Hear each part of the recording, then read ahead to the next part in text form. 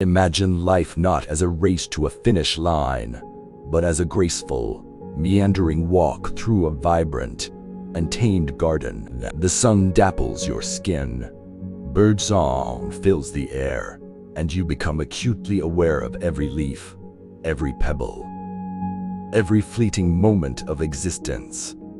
This is the vision painted by Alan Watts, a philosopher who wove Eastern wisdom into Western tapestry, challenging anxieties and inviting us to see life, paradoxes and all, as a cosmic dance. Today, we delve into his stories and sayings, hoping to find our own rhythm in this grand waltz of being. Born in 1915, Watts' life was a testament to the boundless possibilities of cross-cultural exchange. Raised in England by a theologian father and a musically inclined mother, he later traversed the globe, absorbing Zen Buddhism in Japan and eventually finding fertile ground as a professor and writer in America. In his captivating lectures and witty books, he demystified Eastern concepts like wu-wei, effortless action, and satori, sudden enlightenment, not as esoteric abstractions but as practical tools for navigating the messy, magnificent dance of living. One of Watts'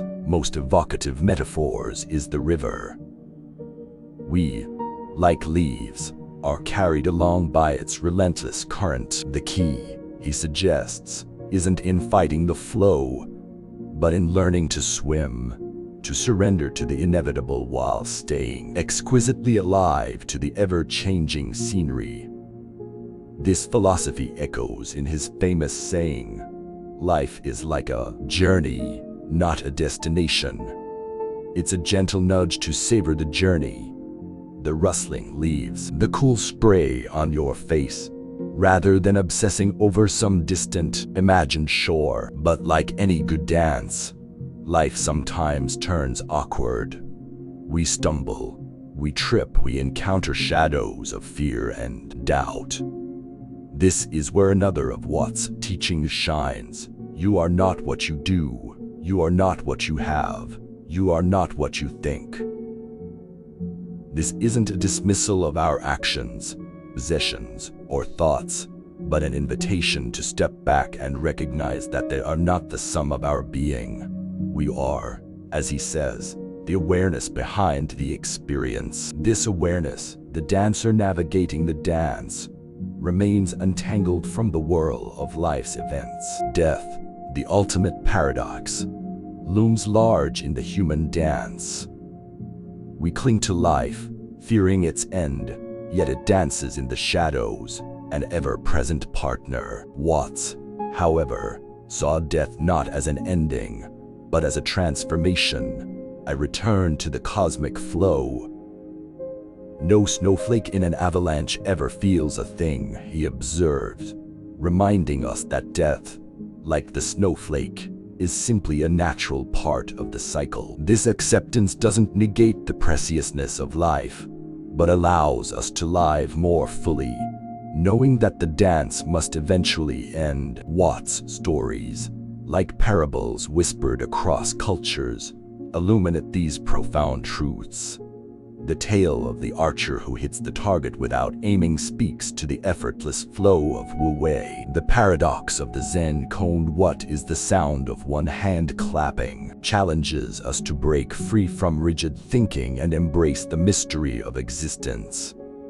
Through these stories, Watts invites us to laugh, to question, to see life not as a problem to be solved, but as a cosmic joke to be savored. In a world obsessed with attaining and achieving, Watts' message is a liberating pause.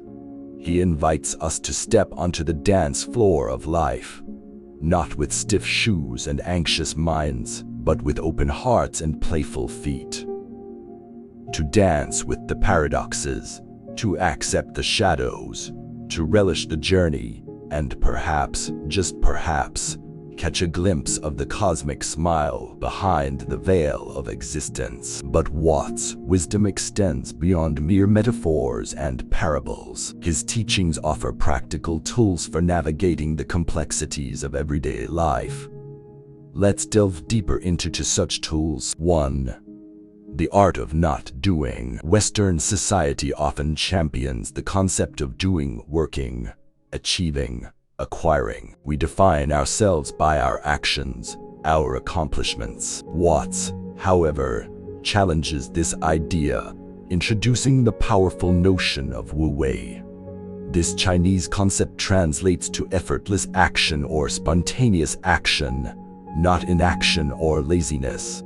It's about aligning ourselves with the natural flow of the universe, acting without clinging, striving, or forcing. One example of practicing wu wei is mindfulness. By observing our thoughts and emotions without judgment, we let go of the urge to control and simply allow things to be.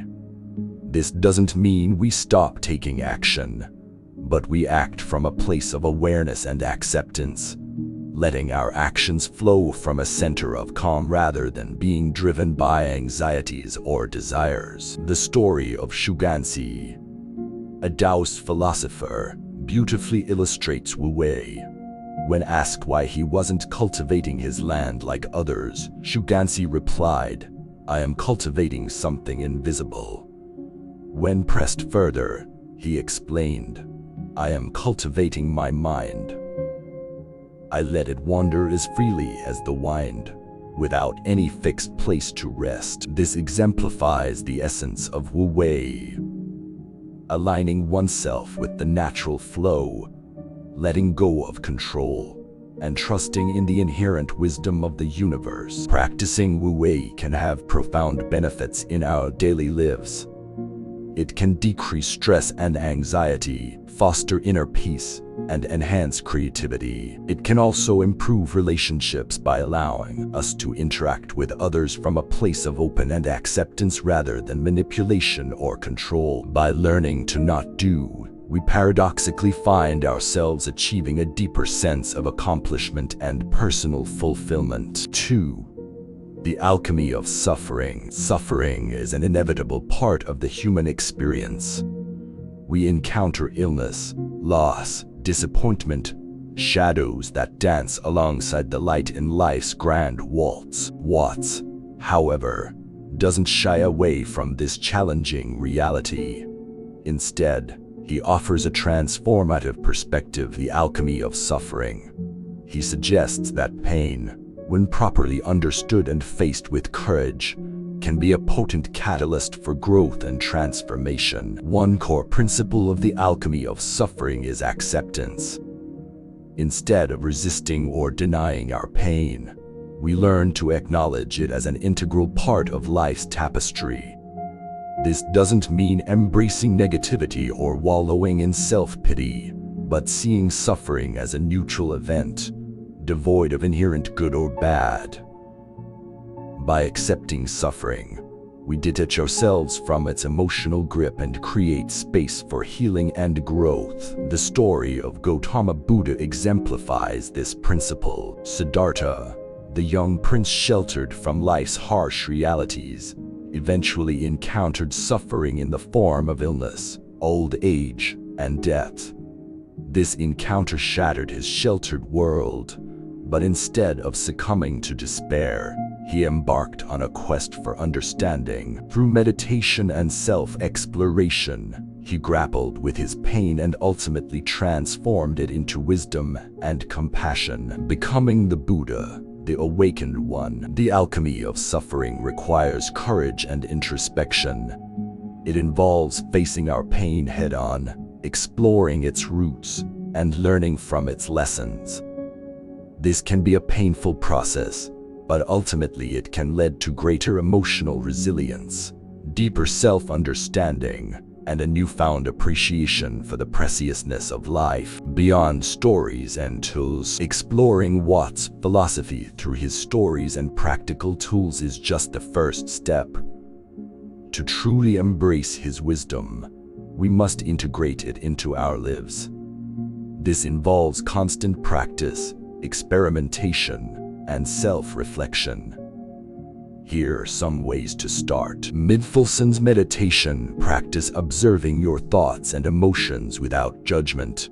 creating space for acceptance and non-doing. Embracing nature. Spend time in nature, allowing yourself to be present in the moment and witness the effortless flow of the universe. Creative expression. Explore your creative side through art, music, writing, or any other form that allows you to tap into your intuition and spontaneous flow. Letting go of control. Practice relinquishing your need to control every aspect of your life, allowing situations to unfold organically and trusting in the wisdom of the universe. Cultivating compassion. Extend compassion towards yourself and others, recognizing the universal nature of suffering and the interdependence of all beings. Ultimately, Alan Watts' legacy is not a set of rigid doctrines or answers, but a playful invitation to dance with the paradoxes of life.